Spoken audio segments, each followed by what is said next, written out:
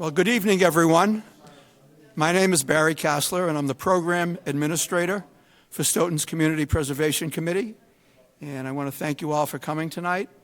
This is an informational session about the Hebrew Senior Life Project planned for the corner of Canton Street and Simpson Street.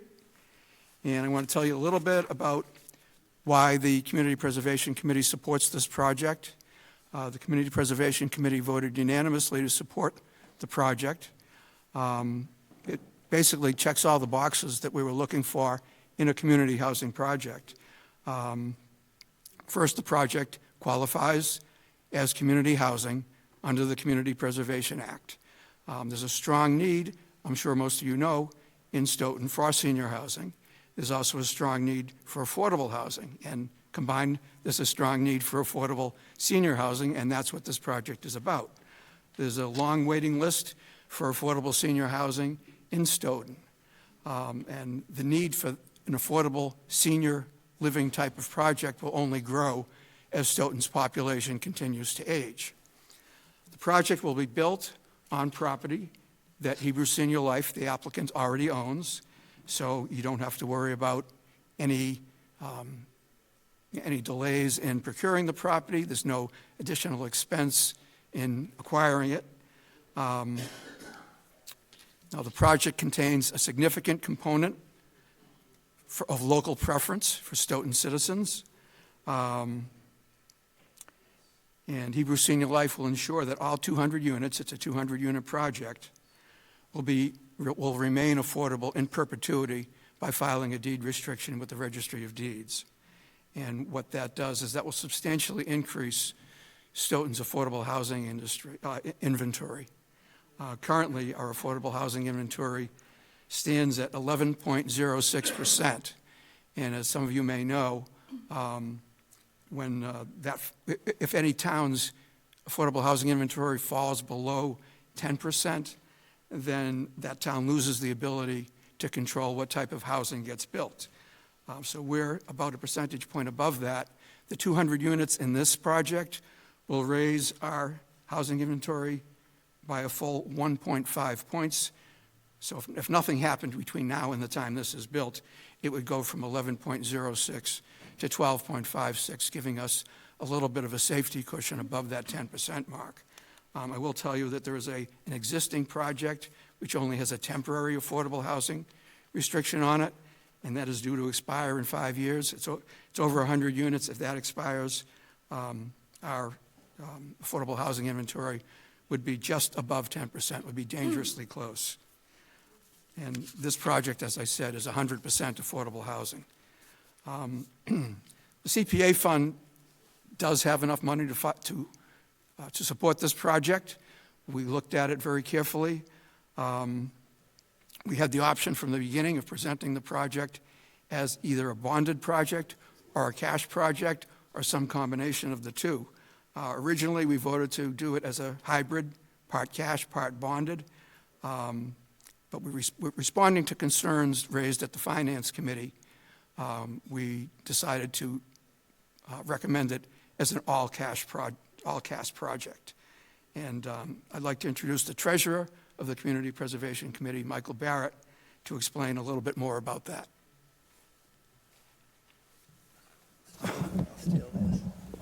Good evening. Hopefully you can hear me.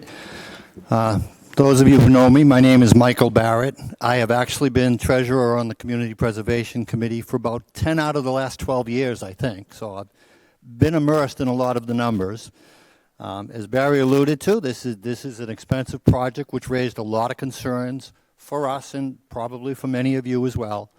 We did some in-depth work over the fall looking at the numbers.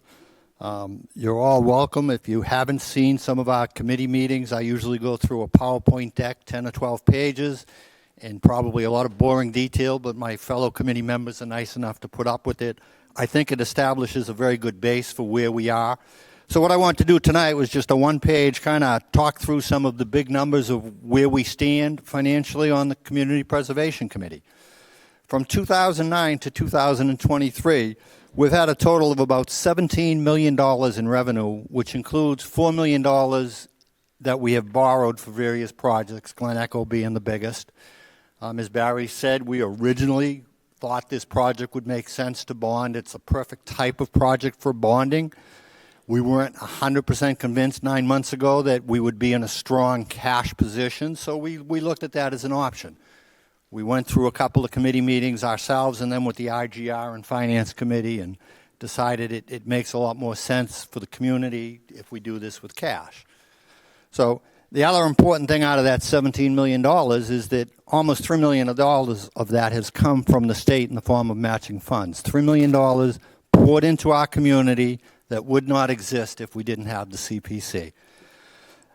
Over that same time frame from 2009 to 2023, we've spent $10 million, and we have probably $700,000 or $800,000 open on projects that were approved in that time frame. So we're sitting probably with today about $7 million, going back to June 30th, 2023.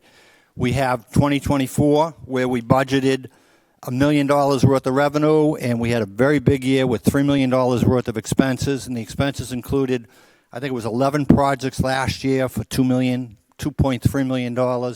We had our annual debt service, and we also paid off a bin on the railroad station for $300,000. It was borrowing that we would have done. It was approved as borrowing, but again, we felt it was the right thing to do to convert that to cash.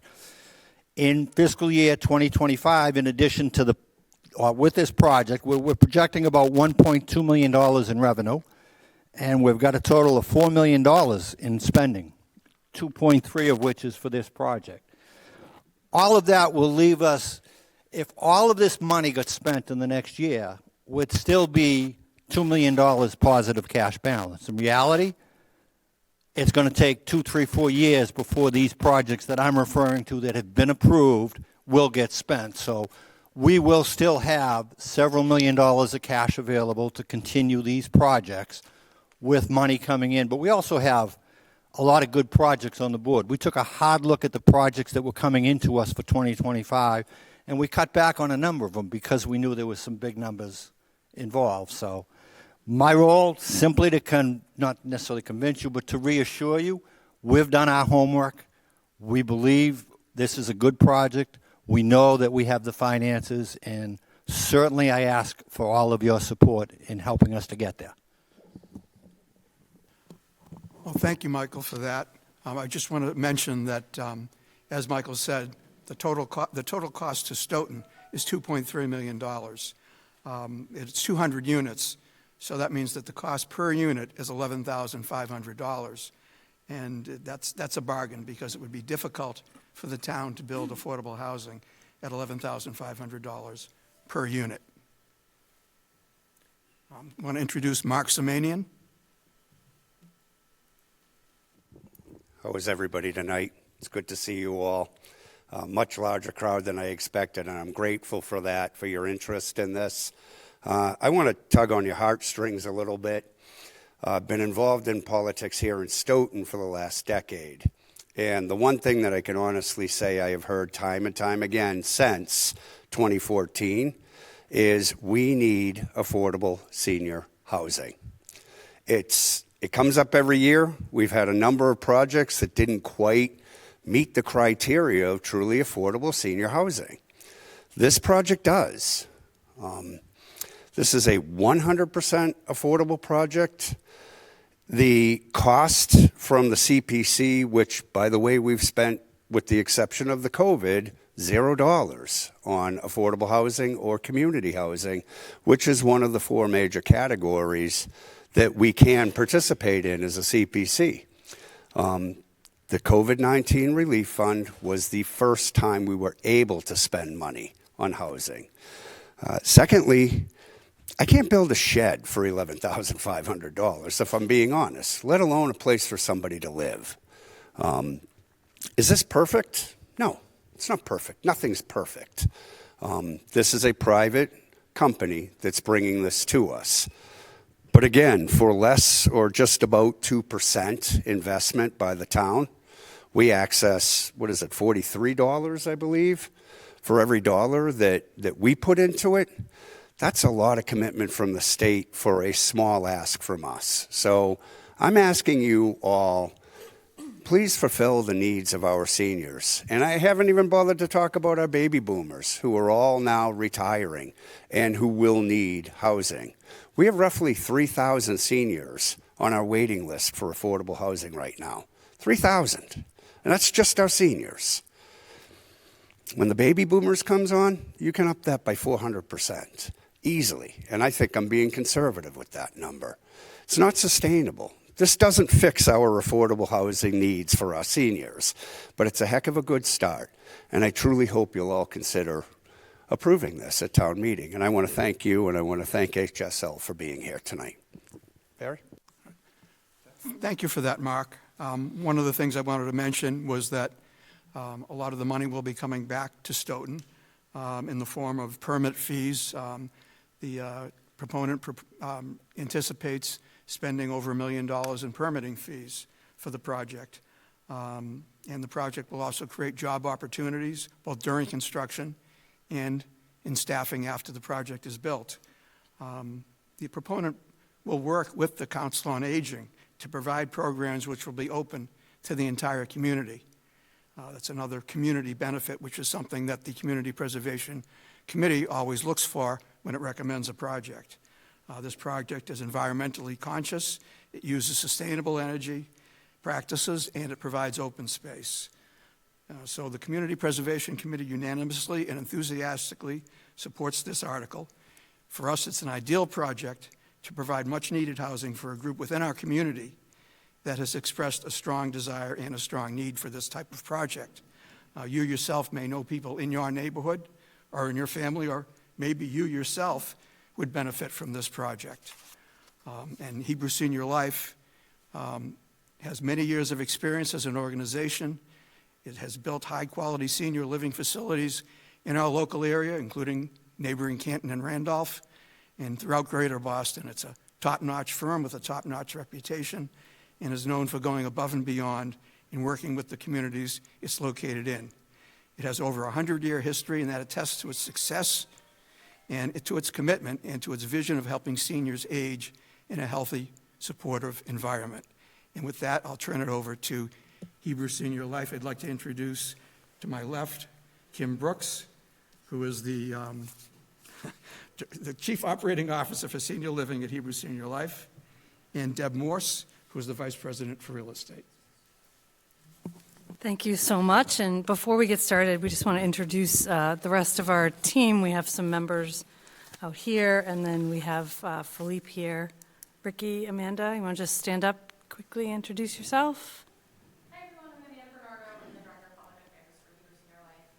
Good evening all, I'm Ricky Ochillo, I'm the Director of Asset Management at Hebrew Senior Life. And then Barry and Noreen. Thank you. Hi everyone, I'm Barry Crimmins, I'm representing Hebrew Senior Life on this project, along with my partner, Noreen Ochillo. And Philippe. Sure. Hi, my name is Philippe Saad. I'm a principal at the Mela Schaefer Architects, and we are the architects for this project. I'll Great. be talking later about the design. Thank you. So our goal here tonight is to tell you a little bit about our organization, a little bit about this project in particular. Really, though, we want to spend most of our time answering any questions you have, any concerns you might have. So we'll do a fairly brief overview, and then we are happy to dive into whatever detail you would like. We are especially thankful to the CPC for the great support that they've shown, and also the many other committees in Stoughton that we've been working with. We actually engaged with the town a couple of years ago. We've owned this property for many, many years. And a couple of years ago, we came to some of the staff members at the town, and we heard the very strong need for affordable senior housing. And that has been where our growth as an organization has been over the past 5 years. So we have been working on it since then. Just a little bit about Hebrew Senior Life. We're a nonprofit.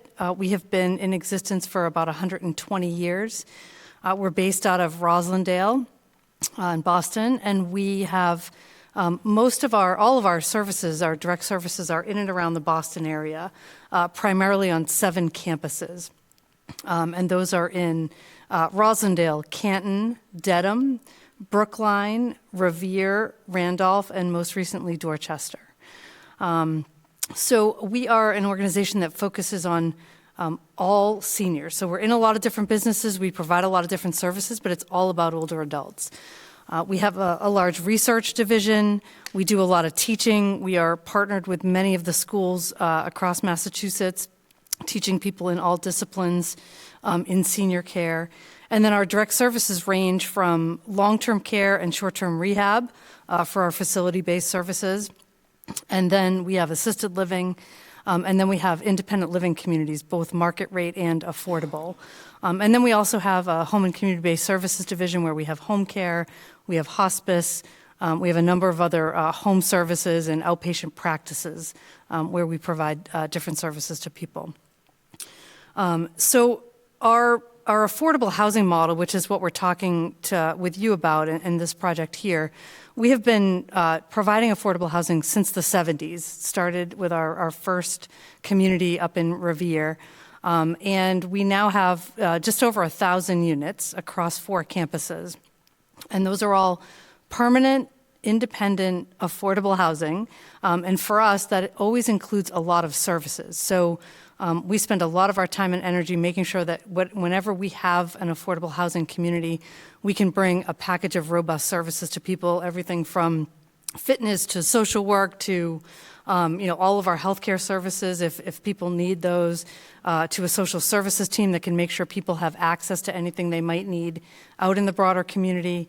And as you heard earlier, we work really hard to make sure that we're partnering in the communities that we do business in.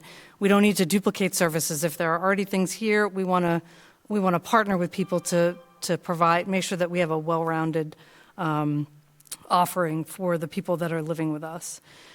So over the last few years, we have been really focused on growing that footprint.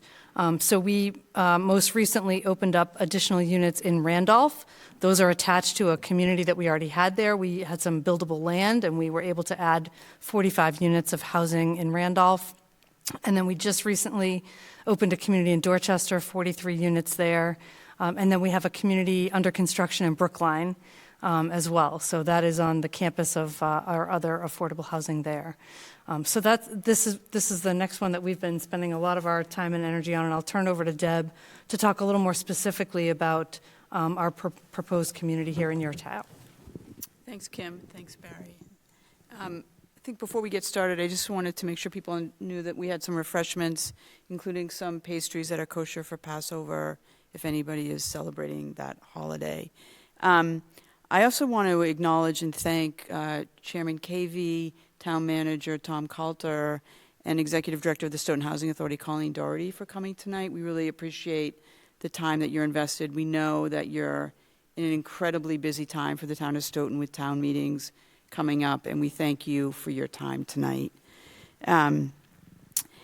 Before I get into many more comments, I thought maybe, Colleen, if you wanted to speak a little bit about, from your perspective, kind of the need for more affordable senior housing. I think that would be really important for the audience to hear.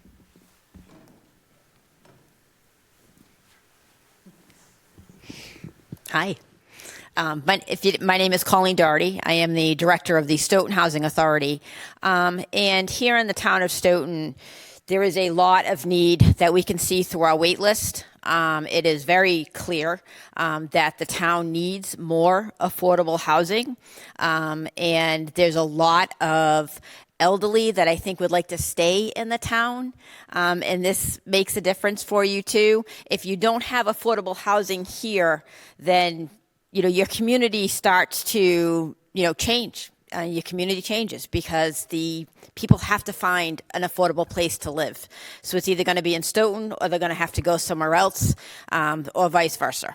And I feel that you could not have a better opportunity now with Hebrew Senior Life, who has such an incredible track record of not just doing housing, but doing the wraparound services around that, doing the support. When someone moves into an elderly community, it is different than just renting that first floor apartment somewhere else where maybe you're with a more mixed population. When you have an opportunity to move into elderly housing, you have an opportunity to really be part of a community, and a community that can support you either in addition to your family. Some people come into housing, they don't have supports. They don't have, they don't have the benefit of a family member who can take care of them or go shopping for them or even just call them every day to talk to them. So one of the things that we find that's a huge benefit of elderly housing is just neighbors checking on neighbors, having that connection, feeling safe in that environment, and being able to access the social and service aspect of it. So when something comes to town like this that has that whole package, it's not easy to replicate that with just someone who might just, and this is nothing, someone who just might come and develop a building. You might just come and develop a building. This will be more than that. This will be developing a real community within a community. And I think it would just be such a great asset to the town of Stoughton. The need here runs deep. Sometimes I think it runs deeper than people think. Stoughton is a community that can be of higher income, that can be of higher house prices, rents, and there's people in the community and people outside the community too. If you want to come to Stoughton, you've got to really be able to, afford that. And you don't want to be a community that doesn't invite people from other communities, where you want to bring people in and continue to build up your town in a way that's meaningful. And I think that affordable housing and this type of affordable housing is a wonderful opportunity to do that. And the need for residents to have affordable housing here is big. I talked to some people in the town, and they're desperately looking for housing for that loved one or someone who's maybe a little bit on their own and could use that support network. So I hope that you really support this project. I think it's going to be a great development, and I think we're fortunate to see it come. Oh, sorry, question for me? Okay. We're happy to have, this is a conversation, so if you have a question.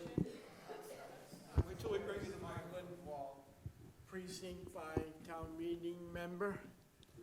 Can you tell us the location of one of your developments that may be very similar to what you're proposing here in Stoughton?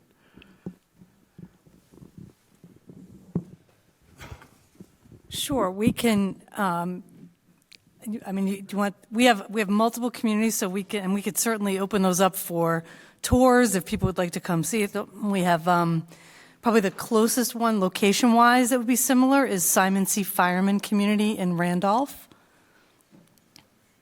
and then other ones that would be similar would be our center communities of Brookline, which is in Coolidge Corner in Brookline, and then our Jack Satter House up in Revere.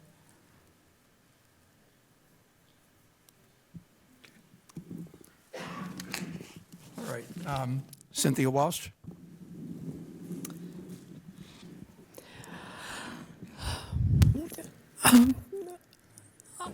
I don't know if I'm confused or whether someone else is, but in our town, the housing authority is in charge of subsidized housing. This isn't subsidized housing, it's affordable, right? It will be subsidized housing, and it is confusing. So, because right now there is no affordable senior housing in Stoughton. We have subsidized senior housing, and then we have everybody else. So calling it affordable is confusing because we do have affordable housing, but in Stoughton, affordable means $1,600 for one bedroom, whereas subsidized means considerably less because you're not paying market rate. So this isn't market rate. No. So what we're envisioning here, and this is a really important question, so thank you for asking it. What we're envisioning here are 200 units of affordable senior housing that will be affordable to people at different income levels. Many of the units, we're thinking about 72 of the 200, will in fact be subsidized by either the state or the federal government. And that will feel a lot like the housing that Colleen Doherty oversees. It will be subsidized housing, and people will pay a % of their income for rent. So if they have zero income, they will pay zero rent, and the government will pay the rest of the rent. We're also going to have some units that won't have what they call in the business sort of that deep subsidy, but will still be much more affordable than just a market rent. And so if you think about a market rent of a one-bedroom apartment in Stoughton or nearby Stoughton, you could be getting up close to almost $3,000 a month. These units we rented for about half of that. And many of those units, Cynthia, will be occupied by people who also have a different kind of subsidy by the government. So we hope to be able to accommodate as many seniors as possible, those who have almost no income and those who have some kind of Social Security or some retirement income, because we want to open it up to as many seniors as possible. Well, that sounds even better than the word affordable. A lot of people get confused because the government has different definitions for everything. But if you call it subsidized, or subsidized affordable, if you want to use that word affordable, because I have relatives on the list at the Housing Authority, and they'll literally be dead before they come up because he has cancer. And there's only so long you can live with that. So we are desperate for for subsidized affordable housing, I'm going to call it, for people that want to stay in Stoughton, who were born and raised here, and really don't want to go to Easton or Canton. They want to stay in Stoughton for what's, in his case, will be his final years. It's kind of hard when you're dying to start over in a new town. You want to stay where you are. Currently, he's in a regular apartment on the 3rd floor in a building without an elevator. I don't know how he does it, but he's determined to be in Stoughton, no matter what it takes. And that's the kind of person that I'm interested in helping. I live on a 10-acre farm. There's going to be a day when I just can't hack it. Luckily, I live next to Blue Hill Nursing Home, so I'll just kind of wheel myself up there, I guess. But if I were to sell my home, there's no way I could qualify for any kind of subsidy. I mean, 10 acres in Stoughton. So that's what I was interested in this project. But I'm not here for me. I don't serve in town meeting for me. I think it's important that the people on that list, on those waiting lists, have some hope of a home that they can stay in Stoughton. Stoughton demographically is one of the oldest communities on the South Shore. So we have actually more seniors than we have children. And these folks need a place to go. We're building schools for children. Well, if all the seniors have no place to go, the new folks, the younger folks with the kids for the schools that we're building, there's no house for them to buy, even if they've got an open checkbook. So it's kind of a domino theory. If you can find a good place for seniors to go and leave their homes that they've lived in and have new people move into those homes, but those seniors can still stay in Stoughton, I think you'd see more homes on the market because people would have some hope of going somewhere. Right now, I'm sure there's a lot of seniors in the police and fire, and the VNA can tell you they really shouldn't be living alone in a house. They should be somewhere where you're talking about wraparound services, where they have people checking on them so that the police don't do a wellness check and find that Mabel isn't well. She's on the kitchen floor and she's been there for a couple of weeks. And that's the reality we have in this country with our seniors. And that's a reality in Stoughton. And it's important that there be some hope on this horizon. And So there we have a real sense of urgency about this project. But I'm wondering if you can do us a favor and come up and speak about the project's benefits, which you just did so beautifully. You basically articulated every one of the benefits that we hope to accomplish with this project, including the ability of people who live in Stoughton being potentially able to sell their homes, move into this new community, allowing younger families with children to then buy their homes and really reinvigorate this community, right? Allowing other people to benefit from the town of Stoughton just like you have for so many years. We do hope, Cynthia, that people who have owned homes here in Stoughton could sell them and could move into the community. They might not be in one of the deeply subsidized units, but it's conceivable that they could be in one of the other more affordable units. So that is something that we hope to accomplish. I want to see if there's any more questions about the project, and then I'm going to turn it over to Philippe to talk a little bit about the design. So this gentleman, and then there's a woman right 2 rows behind. Okay. Peter Ventresco, 587 Kent Street. I was at the last meeting with these people at the FinCom, and I'm getting different numbers. Now we're saying there's 3,000 seniors on the waiting list.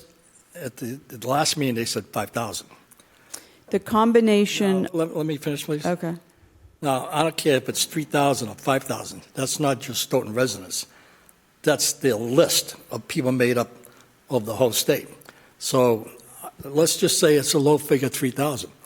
How many people that actually live in Stoughton are going to get into that facilities? Maybe none of them.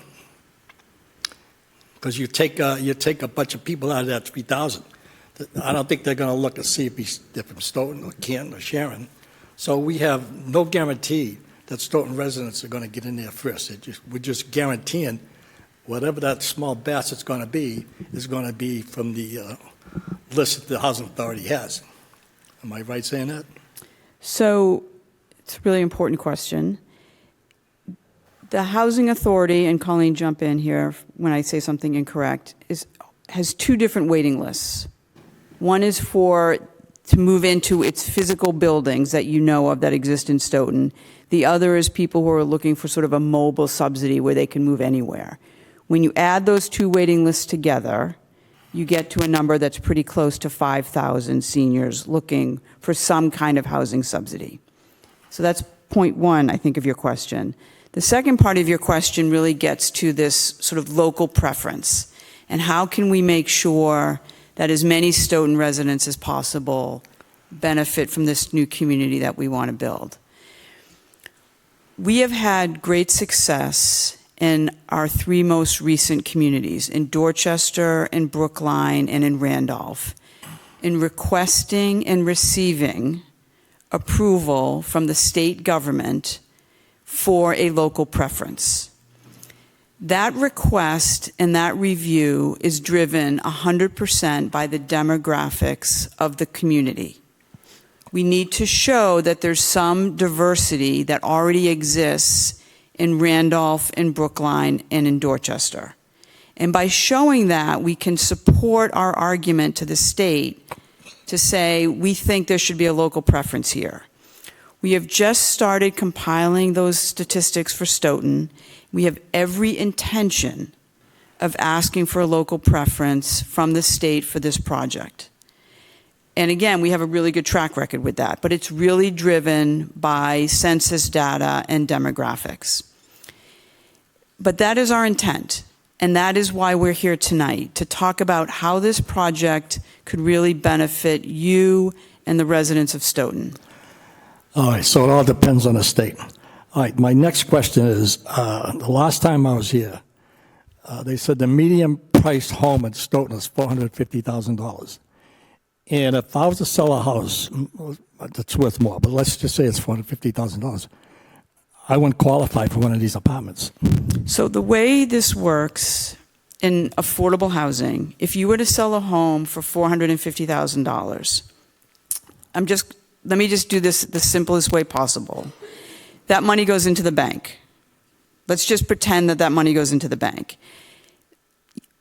That money, you collect interest on that money, or you get some kind of financial return from that money. Right. That adds to your income. It's that portion of that $450,000 that is counted towards what you would pay for rent and whether your income is low enough to qualify for this housing. So simply put, if your income, your total household income, whether it's from Social Security, a pension, or earnings from the sale of this house, is at or below about $68,000, and that number changes every year as census data changes. If it's at or below about $68,000 a year, you could in fact qualify to move into one of these units. It's different from the Mass Health when people are trying to qualify for Mass Health. To get coverage by Mass Health, it's an income and an asset test, and here it's an income test. So the only way your assets come into it is, as Deb had described, that All right. the earnings. So it's not a mean test. Otherwise, I could have, say, $1 million in investments, but I don't take anything out, so I don't really see any big profits except I take out some would just money be your that came just to get investment by income on. on that. So as long as I stay on that, say, $70,000, I'm going to qualify. So we look at, because we will look at the financial information for every applicant who applies. What I'm doing is making some sort of gross generalities here. And what I'm trying to convey is it's absolutely conceivable that if you own a home and you sell your home, you could still qualify to live in one of these units. If you have $1 million, I don't know. We'd have to really look at we'd have to do the same income test for someone with no income, with someone with $30,000 a year income, with someone with $70,000 a year income, with someone with $1 million. So I'm just trying to get across the message that it is absolutely possible to be a homeowner, sell the home, and qualify to live in one of these units. So that rent spread there would be the high end of like... It would be about $1,600 a month if you had that kind of an income, yes. Even, oh, really? Mm-hmm. So even in the lower income, say, $30,000 or $40,000, you're still going to pay that $16,000? No, if you have an income of like $30,000 or $40,000, you might qualify for one of the deeply subsidized units. You might pay a third of that income for rent rather than the higher. So we really try and make it work for every person who applies so that it's affordable to them and they can stay for as long as they want. All right, so where's the cutoff level for affordables? So zero income to about... No, I mean at the high end. Well, you can make up to a certain amount of money where you're going to get subsidized, but where's that cutoff point? It's a household income of, as I stand here today, and it's going to change next year, it's about $68,000 a year of income. All right, thank you. And with that income, you would pay about $1,600 a month of rent.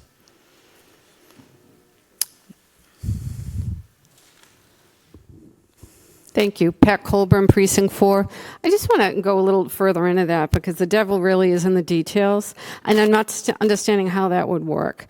I understand why you have to be a little vague to try to get the point across, but someone owns a home and they've sold it. They have retirement money. What is exactly that you're asking people to fill out on those applications in terms of their finances that you're looking at? I think the vagaries just aren't helping me at all to understand this. Okay. So what happens when someone applies for the housing is that they fill out a basic application, which they self-certify. And on that application, they include what their sort of estimated annual income is from whatever sources are appropriate. And they can attach their tax return or they can just handwrite it in to the best of their ability. So that might be Social Security, it might be a pension, it might be income from investments, it might be a job, right? It could be any number of things.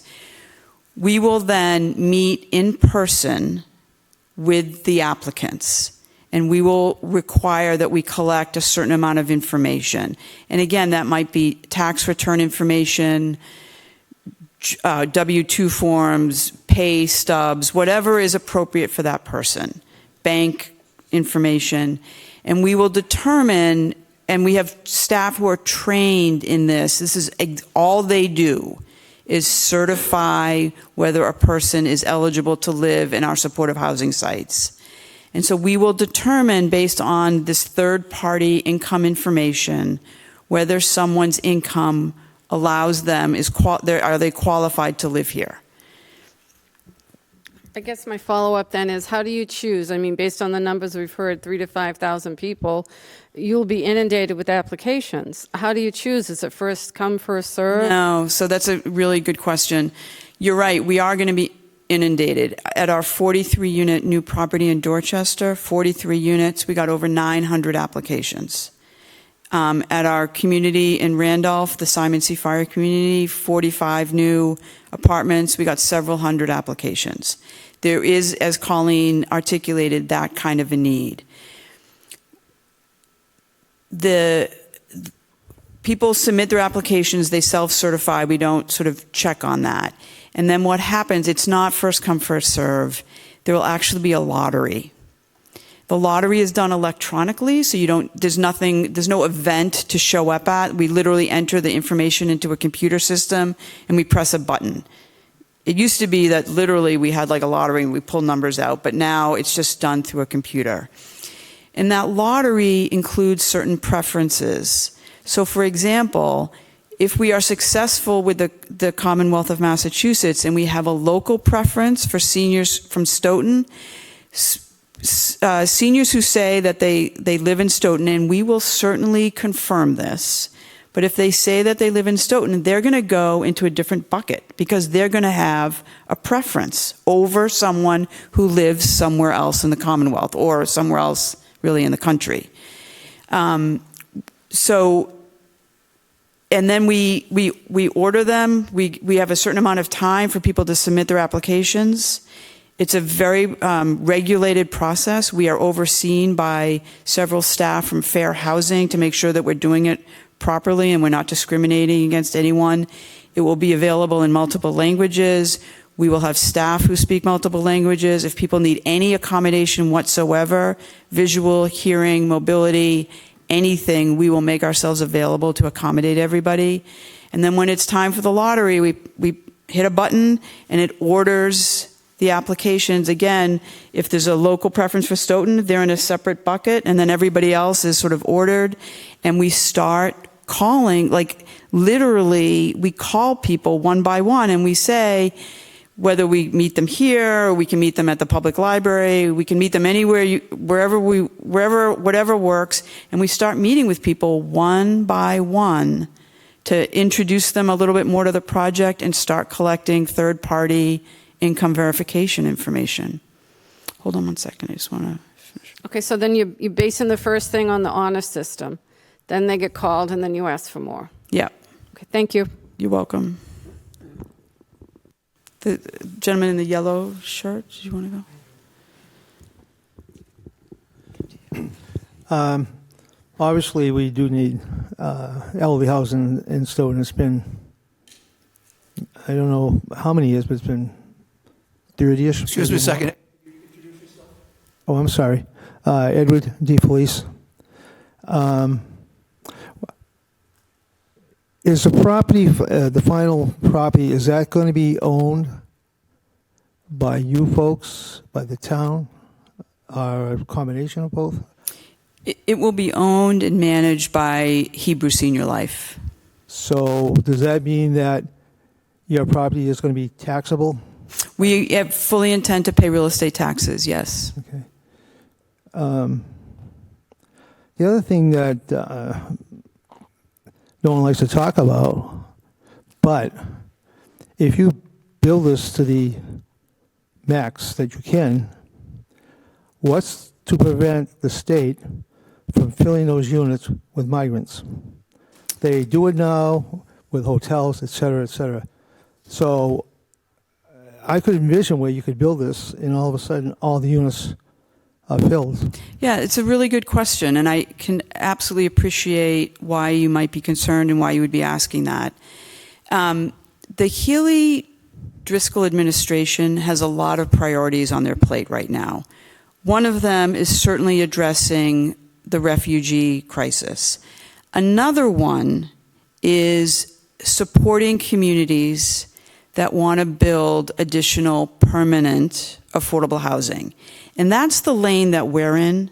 And so we are absolutely aligned, as is the town of Stoughton, with one of the Healy Driscoll's administration's priorities. So we know that this is what they want. We've talked to a lot of people at the state. We've talked to a lot of people in the administration. They want this project to happen, and they want it to happen in exactly the way you guys have told us you want it to happen.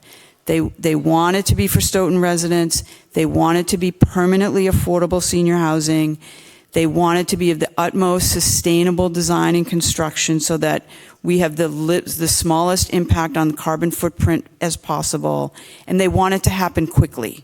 So we are very confident that the way we've intended to develop this property is, in fact, the way it will be used. Okay, I guess there's no guarantee on that.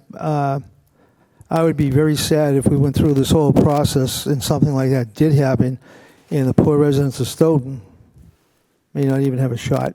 That's very concerning. And one last thing. Have you folks looked at, it's a big project, what the effects will be on town services, especially police and fire? Yes, we've actually had and I'm going to actually, in a minute, I want to transition to Philippe so we can do a quick design to sort of share with you how we envision the project looking. But we've had the project very carefully reviewed by the fire department and the police department, including such things as measuring like the height and the slope of the fire department ladders to make sure, God forbid, if someone in one of the upper floors needed to leave the building for some reason. And I neglected to say, I'm glad you brought this up, because I neglected to say at the beginning that nobody has worked harder on this project than town staff members. This is a big project, and it's required the engagement of a lot of town staff who have facilitated our presentations at the Finance Committee, the Intergovernmental Committee, the Community Preservation Committee. We're going to be at town meeting, Planning Board, and on Thursday we're going to be at the Zoning Board of Appeals. So their engagement and their expertise and advice have really informed the outcome of what you're seeing tonight. And I'm just incredibly grateful and impressed by their attention to detail, including making sure that the police and fire department understand exactly how you get in and out of the property. Are the driveways wide enough to allow for the trucks and the police to get in and out? And all of that has been incorporated by Philippe and his team into the design of the community. For example, as I recall, recently the police department is well understaffed. So that's kind of part of the reason I asked that question. It's important. But hopefully, if they've looked at it and they're happy with it, I'm happy with that. Then thank you so much. So could I have, let me get the gentleman in the sort of, I don't know, burnt orange shirt. And then I do want to hand it over to Philippe so we can do a brief design presentation. Hi, Lou Gito. I came here to get a sense of what your project was going to be, and we have gone into questions and answers. So I'm going to ask the kinds of questions that I would expect that you would answer. How the property is zoned for single-family homes, I believe. Is that correct? I'm going to hand it over to Barry Crimmins, our counsel. Go ahead, Lou, with your question. I'll wait till you finish your question. Can you answer my question? Is the property zoned single-family? Yes, it is. How are you going to build this project on an area that's zoned single-family? Okay, thank you. As Deb mentioned, there are... So that's question number one. Do you want me to respond? Well, I do, but before I get cut off, I mean, I was expecting to get answers to these kinds of questions. That's what I'm. What are the amenities that you're offering within the facility beyond the apartment buildings? What documents are available that I'd be able to read on this project? I haven't seen very much on it. I've seen some flyers and things of that nature. But we're to vote on this next Monday. Well. And no, Okay. continue on.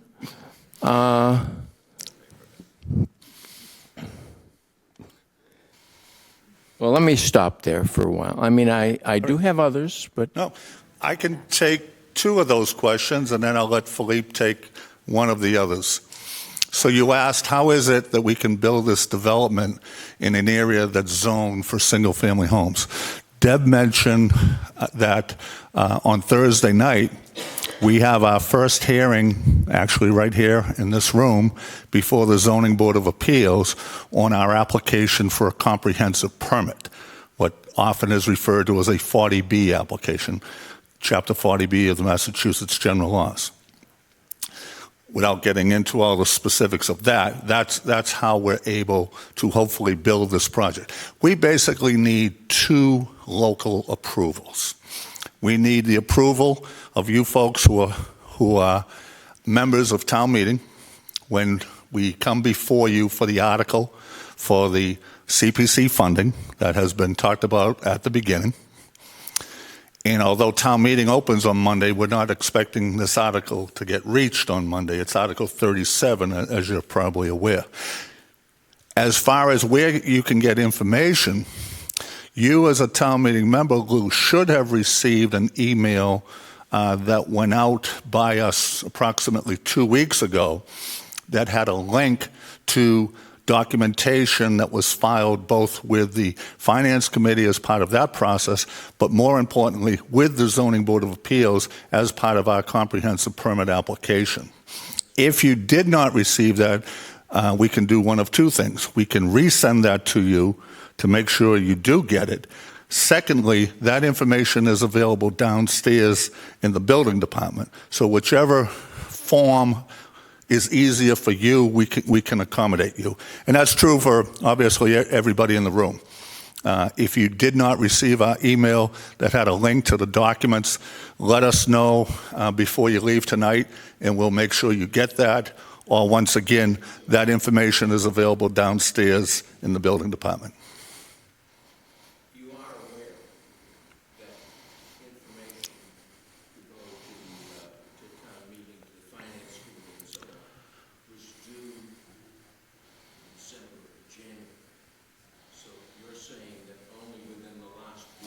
No. We sent information for purposes of this session tonight so folks would have it. It's information that was already submitted previously. It was the information largely that was submitted to the CPC as part of our application for funding. And we can provide. You gave that information to the Finance Committee in December. More or less, yeah. Okay.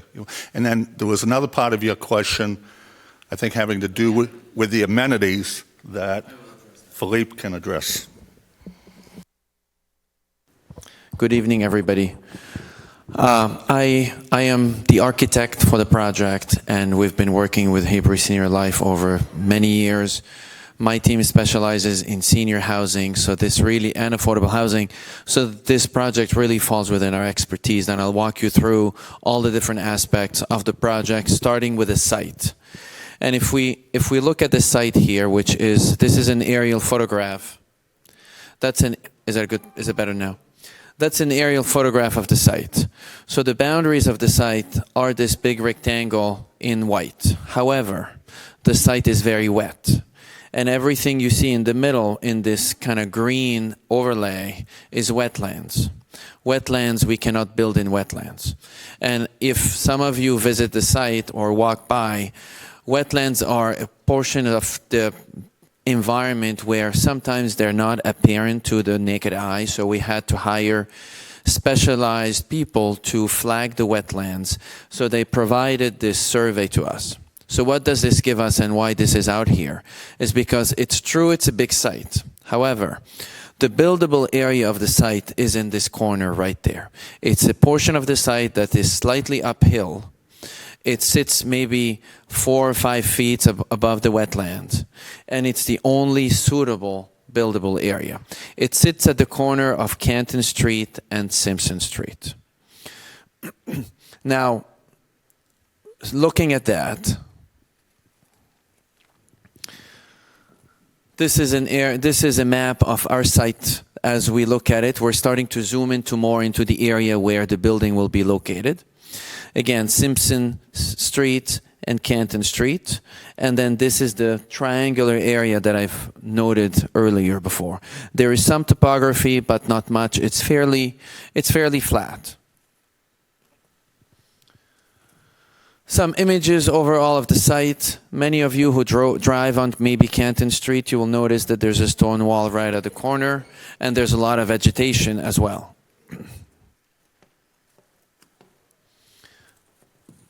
And then as people go into the site further, you will notice that there is some debris. This site was used at some point in time, that our team will be in charge to really clean it up and make it suitable for housing. Now, if we go to the next site, this is a site plan, and I'm going to put this up here back so people know where we're looking at. So I'm looking at this portion of the site right here, only this triangular portion, which is this colored triangular portion. Everything outside is all wetlands, so we can't go there, we can't build anything. So the reason why we have a site plan is because I want to walk you through how to access the site based on this design. Canton Street is a main street. Simpson Street is a more smaller residential street. So the intent here is to bring vehicles through a main point of entry of Canton Street. So if you're a visitor coming to see somebody who lives in the building, you would come in this way. There's a turnaround here. If the person, your friend, is with you, you can drop them at the front door and then go park in one of those parking spaces here on the right-hand side. Or if you work in the building, you can come in also through the main access and go all around, and there's more parking on that side along Simpson Street.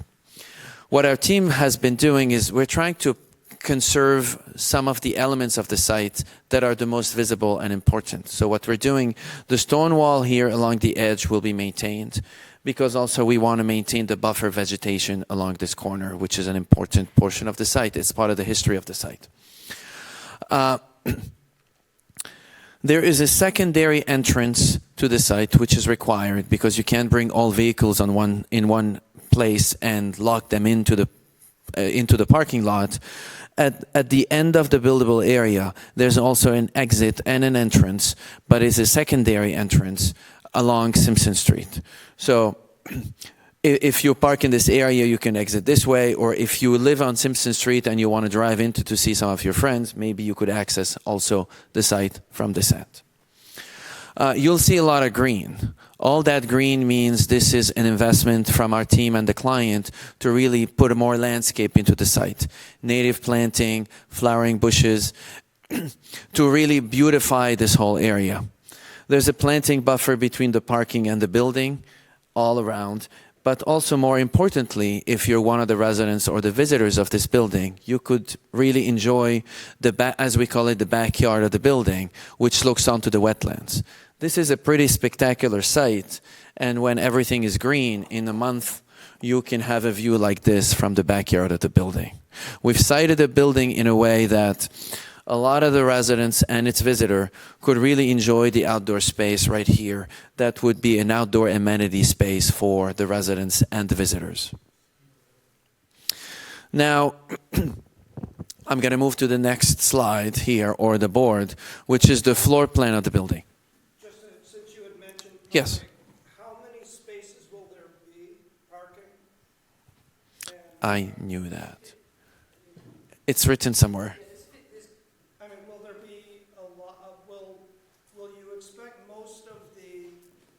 Residents to not have vehicles? Yes, we want to answer this. Yeah, I think right now we're planning 59 parking spaces.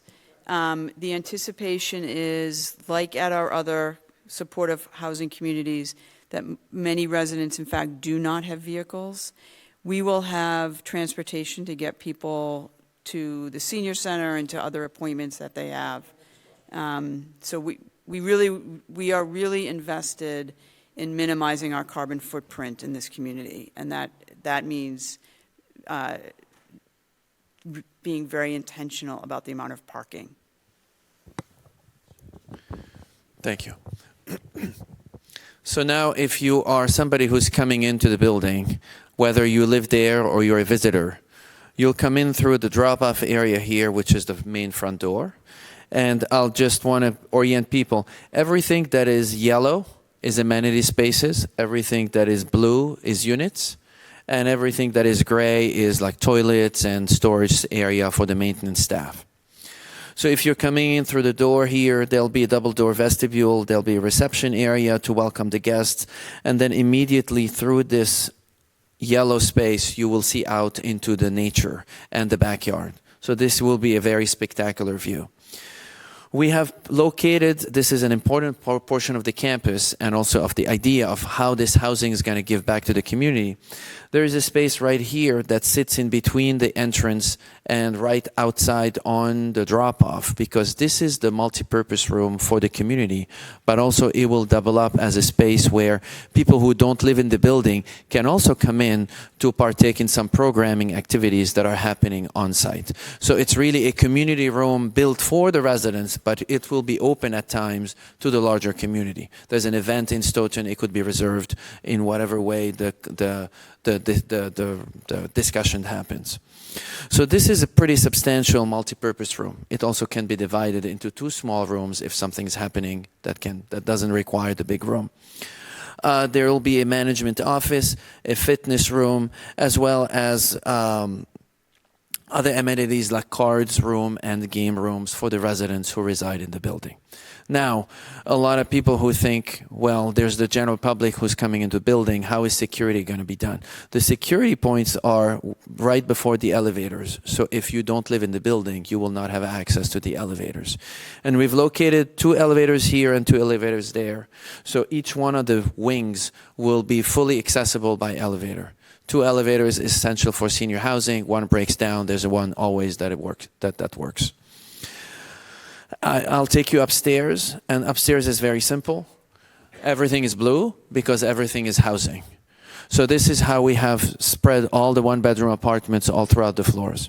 But here you will notice that it's designed in 2 buildings or 2 volumes. The intent is this is a large development that is intended to be built in 2 phases. The phase 1 is on that side, and phase 2 is on the other side. They'll go right after the other.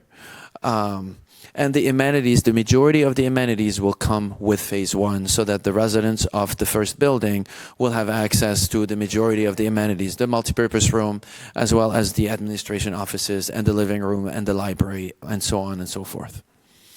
I think the rest of the floor are exactly the same, but they step back. They step back towards the wetland, they step back away from the street, just to give the building a more interesting look from the outside. Yes?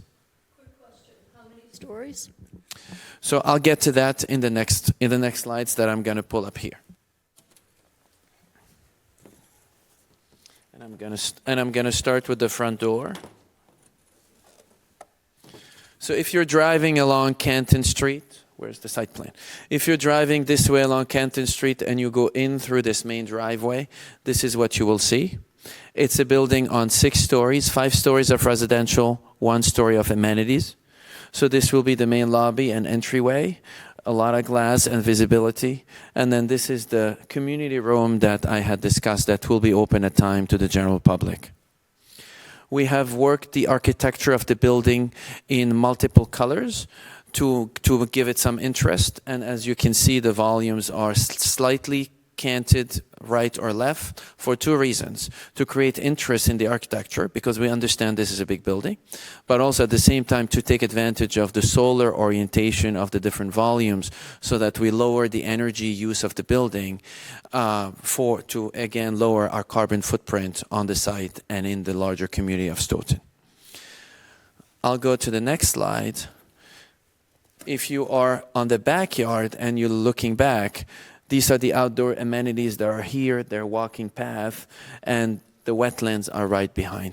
There's a pergola, like a shading structure here for people to be outside. We understand seniors don't like the harsh sun. They like sometimes part shade and part sun. So all these flexibilities are built into the design of the project. I have other views, but I think they are a little bit.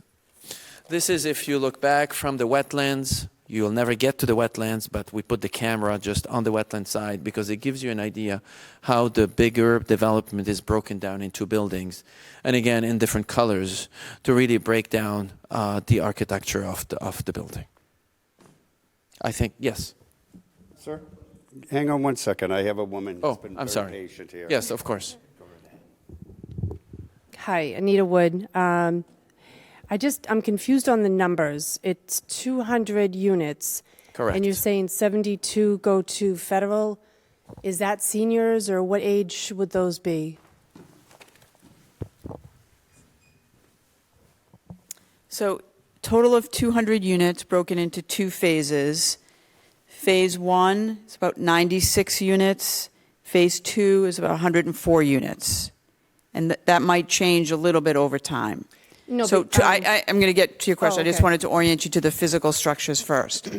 Of those 200 units, we're going to ask the state for some operating subsidy for 72 of those units.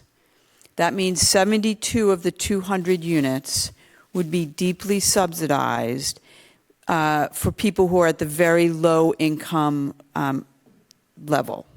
Are they seniors? They're all going to be seniors. All 200 They are. units are going to be set aside for people with the age 62 and older. Okay. And then somewhere I watched about the foster children aging out. Yeah, we heard the concerns that people from Stoughton had with that, and we're parking that. We're not going to do that anymore. We wanted to be responsive to the concerns that some people had, so we're now going to request that all 200 units are set aside for seniors. And I also just want to correct something I said. So if there's two people living in a unit, like a couple, one person has to be over the age of 62. Their partner could be younger, so that's okay. But it is going to be a fully senior community. Okay, so the 72 are just going to be in super need, and the rest are just going to be older in need. That's a much better way to put it, yes. Yes. Thank you. Yes, sir. There's a gentleman. Okay. We have a microphone over there. One sec. The microphone's coming to your way. Here we go. The gentleman in yellow. Thank you. Couple questions. The main entrance is going to be on Canton Street. Correct. Canton Street has a high volume of traffic, as you know, I think anybody knows. I would be concerned the safety of getting in and out of that new entrance that you're going to have. Was there any thought for any kind of control there, traffic control? Because I was thinking that on Simpson Street, if you had, say, the main entrance on Simpson Street, then you would come out to that intersection, and that intersection could be traffic controlled with lights, so it would help the town because that's a tough little intersection there. So I would like to see the possibility of having the main entrance on Simpson. You come up to the Canton Street, there would be a set of lights controlling that intersection. I think it would add tremendously to the safety of getting in and out of that building. My second comment is I live in West Stoughton, adjacent to West Stoughton Village, which has been around for some time, built by John Keith in the 70s, I believe.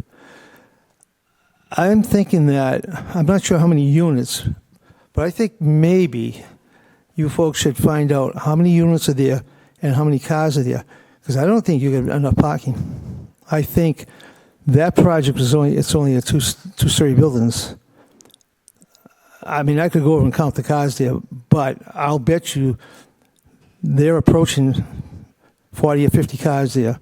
And I think to make the assumption that most elderly are not going to have cars, I don't agree with that, because I see across the street, and there are a number of cars there. So maybe it would be wise to talk to Keith Properties and maybe get an idea of how many units there are really there and how many vehicles. So we get kind of a real feel. But I don't think 15, for 200 units, 59 parking spaces, So let me take your second point first. So my grandmother lived at West Stoughton Village for many years. So I spent a lot of time at West Stoughton Village shoveling out cars that she made me shovel out when I was younger.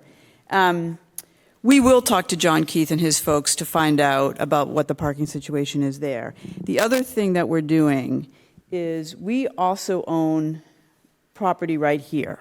And what we have said to the town is, if you allow us to build this project of 200 units, and it turns out that in real life we need a lot more parking, we would consider creating some parking right here across the street on Simpson Street. So the last thing we want to do is create a community that doesn't function properly. We have commissioned a traffic and parking study that has suggested that the amount of parking we're planning actually would be sufficient. But we get it. Like, this is a moving target, and we need to really do some more homework on this, and we will look into that. I also think your first point is a really important point about how busy Canton Street is vis-a-vis where we think the entrance is going to be. And again, we've done a lot of work with a traffic and parking engineer who seems to think that the current entry and exit makes perfect sense from an engineering perspective. But I agree with you. I think we need to relook at that. And if we need to think about some traffic calming devices or a street light or what have you, we will do that. So this is still a work in progress, and I think we're going to get comments like that from the Zoning Board of Appeals. So we have some homework to do. This is not a fully formed project, and we will take those comments seriously and make adjustments where appropriate. Yeah, just to reiterate, I guess. And I just want to before you get, so we're going to take, I was just asked to remind people of the time. We're going to take a few more questions, but we're not going to go over because you guys have put in enough time tonight already. So I want us to get to some people who haven't had the chance to ask questions yet. Could I just finish up? Yeah, on one more, point? and then I'm going to go to a point I made. What do you think of the idea of having the exit on Simpson, having the people go to Simpson Street? Because that would do a lot for the town to have that. I want to explore it further, and I want to do it in collaboration with Colleen because she has a community right here, right? And so if we change the entrance to Simpson, that's going to really impact her constituents, and so I don't want to speak out of turn until we've really had a chance to explore that. But I agree with you that we need to explore it. We're going to... Yeah. Hi, Craig Ransom. I don't live in Stoughton, but I'm a member of the Carpenters Union. We worked with Hebrew on a Dedham project. The project came out fabulous. Suffolk Construction was the GC. So my concern is, or my question, one of them is, that since you're getting funding from the state, the $3 million plus, is that going to trigger prevailing wage for the project? That's the first question. Second question would be, if it does trigger the prevailing wage, who do you have in mind for a general contractor? Mm-hmm. Because I've been in the industry for 38 years, and I've seen the industry change lately. Mm-hmm. It is changing for the worse, not for the better. Okay. Because people are being exploited on job sites every day, not being paid a living wage, and then plus, because of their status, they're migrants, they're sometimes not being paid at all. Mm-hmm. So that's concerning to me, especially if the project is getting funding from tax dollars from the state. So we're going to be doing another project, hopefully, in the city of Boston that will be a prevailing wage, highly likely union project. Here, prevailing wages will not be triggered. However, it will be an intensely regulated construction project. All of the pay stubs will be, everything is going to be checked over and over again. The way we select a general contractor, we do a competitive procurement. We will issue an RFP. We will have very transparent scoring criteria, including their experience in engaging with minority and women-owned subcontractors and in doing training for people from Stoughton who are interested in learning the trades.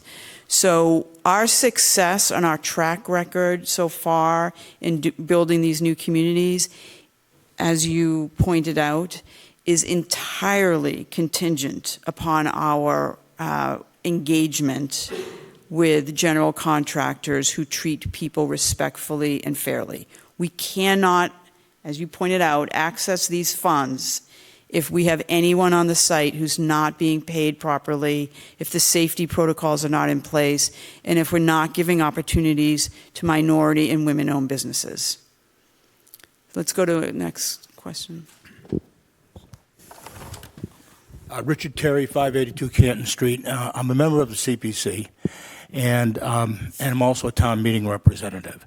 And since we've learned about the design of your building, many of the people in my precinct have come to be very concerned about the 6 stories, which will be a little higher because that area you're building on is about 4 or 5 feet above the street. And the question came up, your other properties, like in Dorchester, looks much like this, but your property in Canton looks very homey.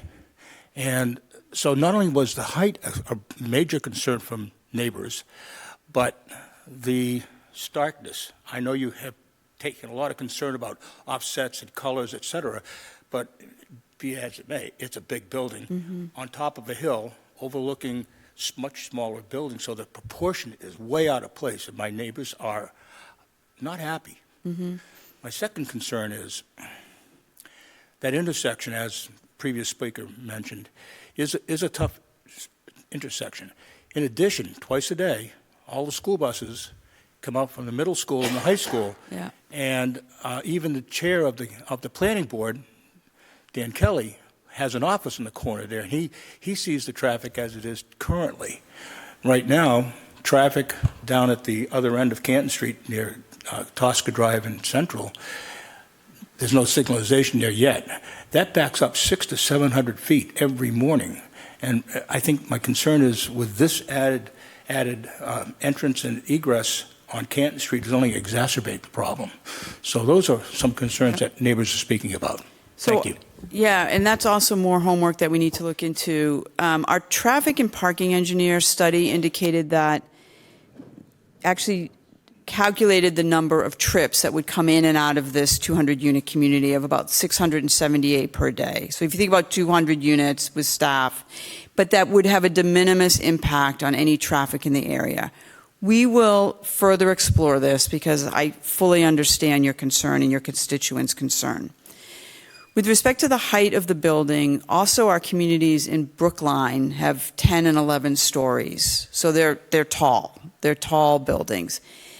The programmatic reason why we want 6 stories is so that we can provide the town with that first floor of amenity spaces.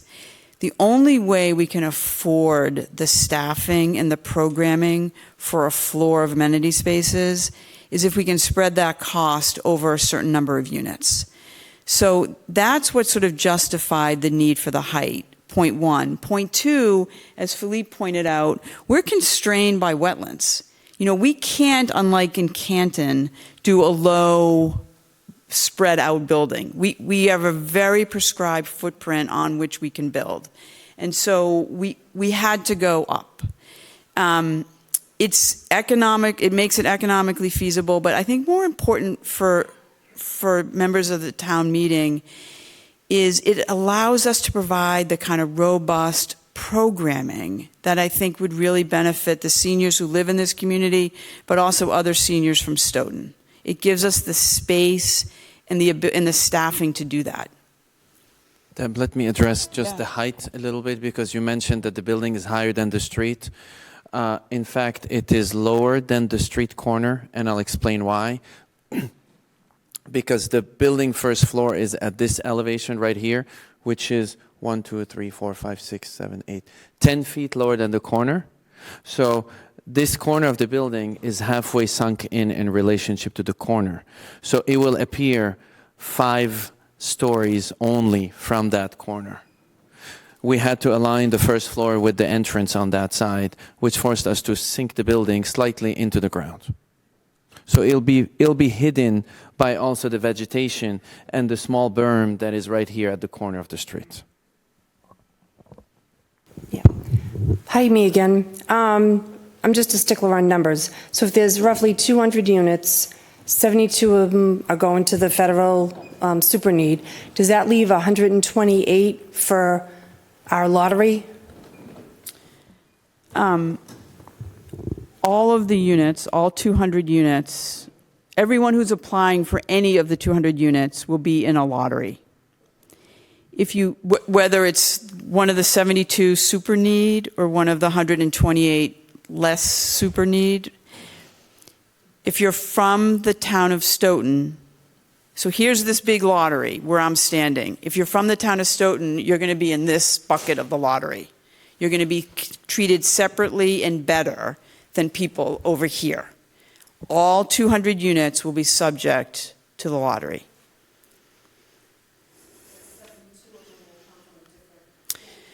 S 72 of them will be deeply subsidized. Many of them may, I don't know this, standing here today, may be occupied by people who are on Colleen's waiting lists, particularly if those people are also living somewhere else in Stoughton.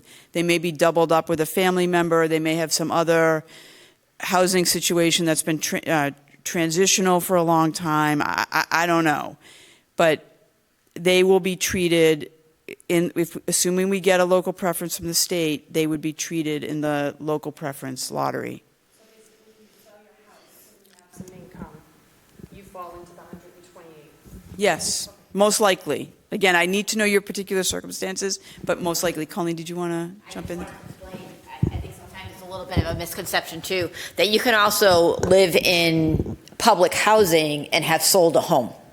So I don't think people understand that. So what you're looking for is what the state has always seen, which is people can be asset rich, income poor, right? Might own a house. A lot of people sell their house because they can't afford it anymore. They might not have the income to keep up that house. If they sell the house, just like Deb said, those proceeds go into a bank account. That interest on that asset, included with the income, may still make people eligible even for public housing. And we are the deepest of the subsidy. So we actually do have people who have sold homes who then still qualify for housing, for public housing. Identify yourself too. Makes a living doing traffic analysis. I give up. This former speaker, Mr. Terry, your traffic engineer needs to be on that intersection during school admission hours and school disbursement hours during the day, during a normal school day in the middle of the week. That is going to be a very critical element when you go further along, particularly at the planning board. I also have my pen so I can sign, but forest is spelled with 2 R's. That's important. Point taken. Hi, Janice Schneider. I have a lighting question and a fire department question. My first has to do with the fire department because I saw a fuzzy line around the building, and this thing is going to be 5 to 6 stories high. Can the fire department take its ladders all the way around both of those buildings? Great. Yes. Yes, we have worked with the fire department, and they've asked us actually to adjust the building in relationship to the parking lot so that their ladders can truly reach the top of the building. And I realize this is kind of an into the weeds question. Go ahead. But that ladder is pretty heavy. The road will be sufficiently supportive? Yes. Great. Yes, they have a good oversight. They've been involved with us, and they've lended their expertise so that we get to this plan at the moment. I asked because I live next to 2 pieces of senior housing. Sure. So that was a concern when they were built. Absolutely. My second question has to do with lighting mitigation. Mm-hmm. You've got a marvelous field of wetland Yes. and a 6-story building. That's right. What lighting mitigation is being done around the perimeters of the building so that Mr. Terry's constituents and others in the neighborhood are not looking at beacons in the night? So I'm glad you mentioned this because we can't go over all details, but I'll answer it in 2 parts. You've noticed that the parking area has always a green buffer, so that tailheads of parking, when the cars come in to park, they don't light directly onto neighbors. That's one lighting mitigation because headlights are a problem. All the light fixtures that will be located on the site will be cut-off fixtures, and this means that they will light down. So if we have a bollard that is 4 feet tall or 3 feet tall, it'll only light down. If we have a light pole, it will only light down, and what we call them cut-off fixtures, which means lighting will go to the ground and not up towards neighbors. Now, we can't control this person on the 5th floor that has a light in their kitchen. This is their right to light their apartments. So people will see a light in the building. My question has to do with the lights that, very specifically, has to do with the lights that might go around the perimeter of the roof. We don't have that. We're not going to have projectors. The plan is not to flood. It's not a ball field. It's a housing. So the light is going to be appropriate for safety, but on the ground. Thank you for asking the questions. We have a question. I think this is Yes. our last question. All right. Based on time. Go ahead, sir. I have a couple of questions. One, would you not build the project if you didn't have the money from the CPC? I'm not finished. If you want me to ask the other 2 or 3 questions right now, I'll do that. Go ahead. The second is, how much money did you get from Canton and Randolph for their projects? And what is the percentage of local preference that you get from the state? Those are 3 questions. Can I take them in reverse order? You can do it however order you like. We will request from the state a local preference of a 70%. 70% of eligible units. And what do they generally provide? So in Dorchester and in Randolph, we requested and received a 70% local preference. In Brookline, because of the demographics of Brookline, it's not a particularly diverse community. The town on its own said to us, just ask for a 25% local preference. That's what we asked for, and that's what we received. And I just want to clarify, this is of eligible units. So it's not, it gets really complicated really quickly, and it depends a little bit on the subsidy. But our hope is that we could be looking at somewhere in the neighborhood of plus or minus of the 200 units, 139 would be eligible for the local preference. Okay? The second question was, what did we get from Canton? I don't think we got anything from Canton as a fully market rate community. I don't know that we got anything. From Randolph, it's a good question. It was only 45 new units, so it was a much smaller project. I want to get back to you on the exact number, but it was something less than like 200,000. Something like that. I want to be able to get back to you on the exact number. If we do not receive the financial support from the town at town meeting, and if we do not receive approvals from the Zoning Board of Appeals. Okay. So if we do not receive approval for the $2.3 million, I don't really know what we're going to do. We can't, about 2%. No, so then the balance of the money we would request a huge amount from the Commonwealth of Massachusetts, from the Executive Office of Housing and Livable Communities, and we would raise private equity through a very complicated real estate tax process, and we would have a somewhat manageable permanent loan like you might on any construction project. How much is that generally? How much is the loan? Yeah. Hold on, let me tell you exactly what. I mean, I'm trying to figure out what $2 million would. So we're looking why it at might about hold you up. we're looking at about $105 million project. The town's investment would be $2.3 million.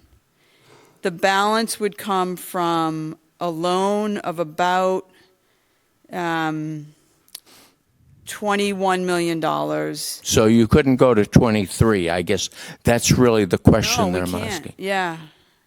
And not only that, but the money that we're asking for from the state is it's very scarce public resources. It's very competitive. We can't even put our foot in the door without local funding. They won't accept, they won't even allow us to submit an application. So if we don't get the local funding, as I stand here today, like I actually don't know what we're going to do. And one outcome might be that we just sell the land. That we can't do the project and we have to sell the land. But I don't know. If I could address something that Mr. Gito brought up just on his last go-round. There is a way to access the website. It's a very long URL. I'm going to see if I can get them to put it up on the video of this meeting tonight, so anybody watching at home can go directly themselves to the website.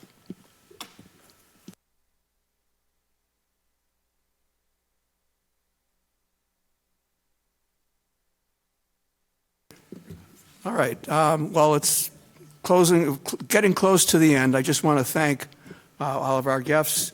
Philippe Saad of DeMello Schaefer, Kim Brooks, and Deb Morse of Hebrew Senior Life, as well as Amanda Bernardo, who's been running around patiently with the microphone, and Ricky Ochillo, who's been in the audience, and Attorney Barry Crimmins. And, of course, special thanks to Colleen Doherty, who is our Executive Director of the Stoughton Housing Authority. Thank you all for coming, and thank you very much, and hope to see you soon. Thank you.